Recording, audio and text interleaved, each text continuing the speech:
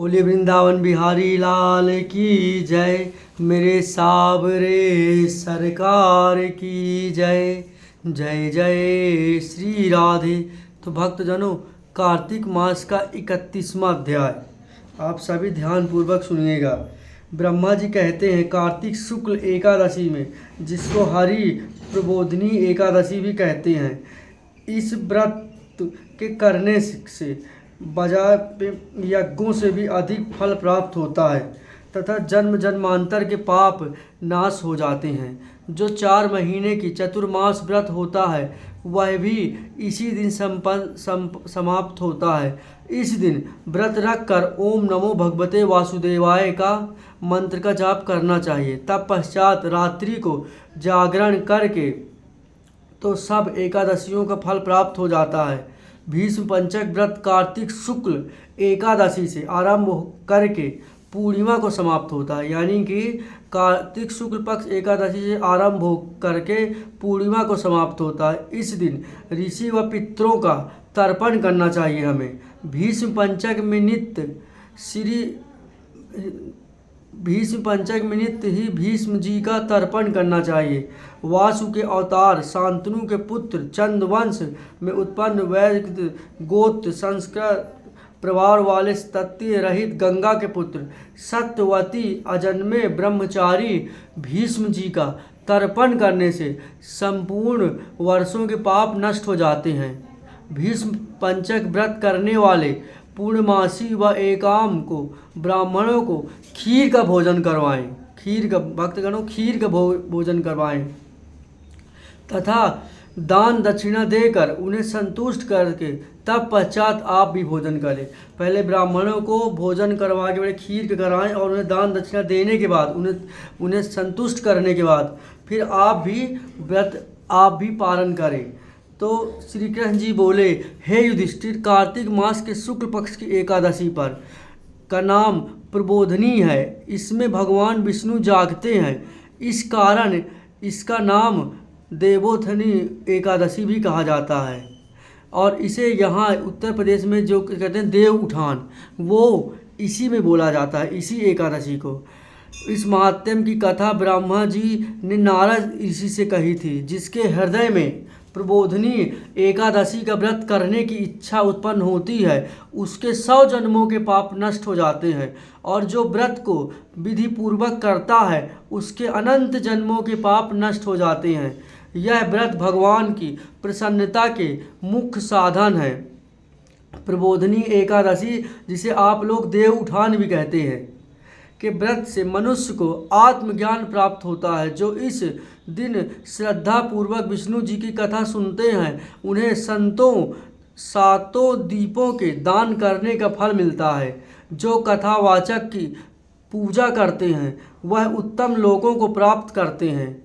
कार्तिक मास में जो तुलसी द्वारा भगवान का पूजन करता है, यहाँ सुनिएगा भक्तगणों, बहुत ही ध्यान देने वाली बातें हैं। तुलसा माता का भी कितना इसमें महत्व दिया गया है। तो इसमें दिया गया है कि लोगों को प्राप्त करते कार्तिक मास में जो तुलसी द्वारा भगवान का पूजन करता है उसके 10,000 जन्मों के पाप नष्ट हो जाते हैं। और जो पुरुष कार्तिक मास में तुलसी का दर्शन करते हैं वह हजारों युगों तक वैकुंठ में निवास करते हैं। मात्र तुलसी मैया के दर्शन करने से हम हजारों वर्षों तक वैकुंठ यानी श्री हरि विष्णु के निवास में रह सकते हैं। हजारों युगों तक में निवास करते हैं। जो तुलसी का पेड़ लगाते हैं, यानी कि जो व्यक्ति तुलसी का पेड़ जो भक्त लगाते हैं उनके वंश में कोई निसंतान नहीं रहता, यानी कि उन सब के यहाँ संतान प्राप्ति होती है। जो तुलसी की जड़ में जल चढ़ाते हैं उनका वंश सदैव फल फूलता रहता है, यानी कि दुखों का कोई मतलब नहीं, सिर्फ सुख ही सुख मिलता है। जिस घर में तुलसी का पेड़ हो उसमें देवता निवास करते हैं। जिस घर में तुलसी का वृक्ष होता है दोस्तों, तो उसमें देवता भी निवास करते हैं। यमराज के दूत वहाँ स्वप्न में भी नहीं आते, विचार करते कि हम जहाँ तुलसी का वृक्ष है वहाँ हम जाएं। जो पुरुष तुलसी वृक्ष के पास श्रद्धा से दीप जलाते हैं उनके हृदय में दिव्य छद्म का प्रकाश होता है। और जो व्यक्ति शालिग्राम के चरणोदेव में तुलसी का दल मिलाकर पीते हैं, चरणामृत में जो तुलसी का दल मिला के पीते हैं उनके निकट अकाल मृत्यु नहीं आती। भक्तगण, बहुत ही महत्वपूर्ण बातें हैं जो आप लोगों को मैं अपने इस कथा के माध्यम से, यूट्यूब के माध्यम से बता रहा हूँ। दोबारा सुनिएगा, तुलसी का महत्व सुनिए। कार्तिक मास जो तुलसी द्वारा भगवान का पूजन करता है उसे 10,000 जन्मों के पाप नष्ट हो जाते हैं, और कार्तिक में तुलसी का दर्शन करने से हजारों युग वैकुंठ में निवास करते हैं। और जो तुलसी का पेड़ लगाते हैं उनके वंश में कोई निसंतान नहीं होता, और जिस घर में तुलसी के पेड़ में देवता निवास करते हैं, ये भी ध्यान रखिएगा, यमराज के दूत वहाँ भटकते नहीं। जो पुरुष तुलसी वृक्ष के पास श्रद्धा से दीप जलाते हैं उनके हृदय में भगवान के सतत रहते हैं।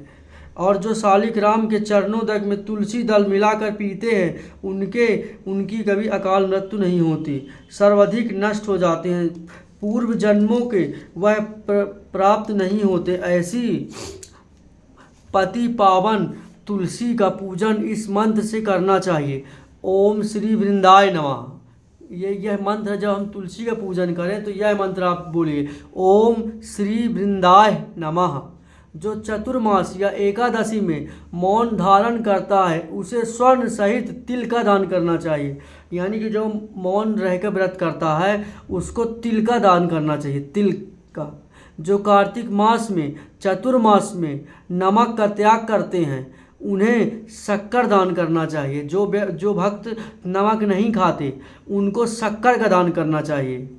कार्तिक शुक्ल एकादशी में पुण्य तक देव स्थानों में दीपक जलाने से महापुण्य मिलता है। यानी कि अपने भगवान के स्थानों पर दीप जलाने से बहुत ही महान पुण्य मिलता है।